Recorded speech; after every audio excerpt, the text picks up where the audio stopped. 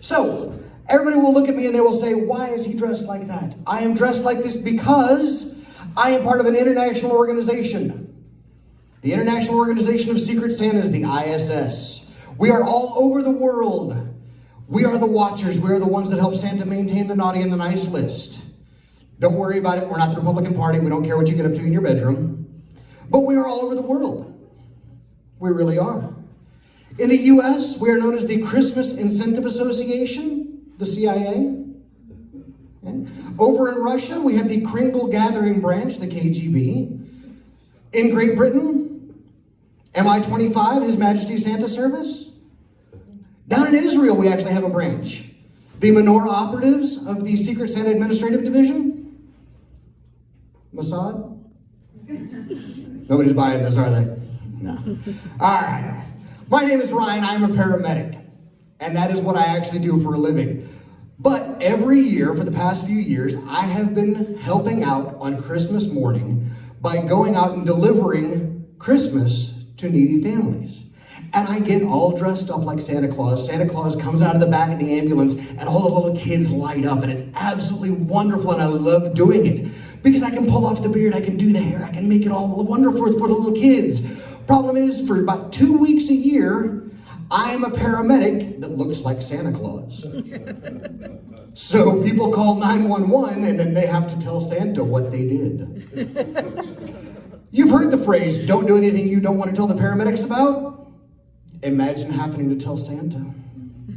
The other night I was at work and this young lady is looking at me and she's, I can't, you need to leave, you need to leave, you need to leave. I walk away and I didn't even know what her problem was. I hadn't even gotten that far into it. One of my coworkers had to come over and tell me later that she could not tell Santa why she had blood coming out of her behind.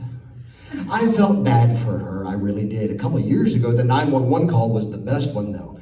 I really enjoyed it because guy was my age and men of my age have certain problems and certain difficulties. So he took one of Santa's little helpers and he popped it because he had a date with a girl half his age.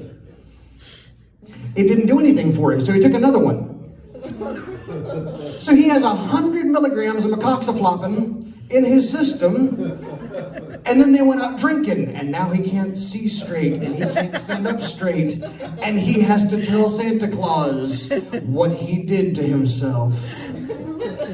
I love what I do. I love being a paramedic. Being a paramedic is a lot of fun because people don't tell you how much you're going to be dealing with other people's genitalia in this life. And as emergency medicine, that is something that I have to deal with on a regular basis. I had one the other day, just the other day. This young man had been out in the woods, and when he came back out of the woods from hunting, he didn't check properly for ticks. And now all of a sudden he's sick, and I had to go find the tick. Up under everything is where I find a tick the size of my thumb.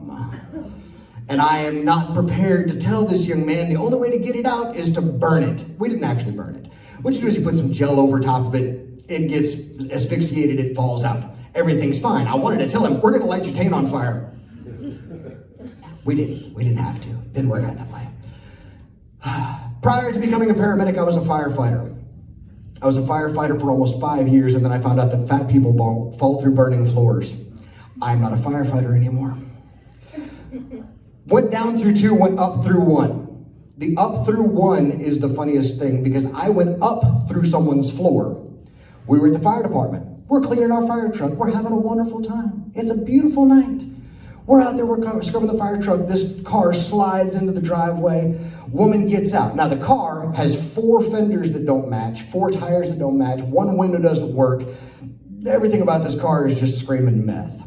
She gets out. She's in a little bitty top and a little bitty bottoms, looks like a busted can of biscuits. She got an L&M 120 hanging out the corner of her mouth, and she said, I need y'all to help me. My baby's trapped under my trailer.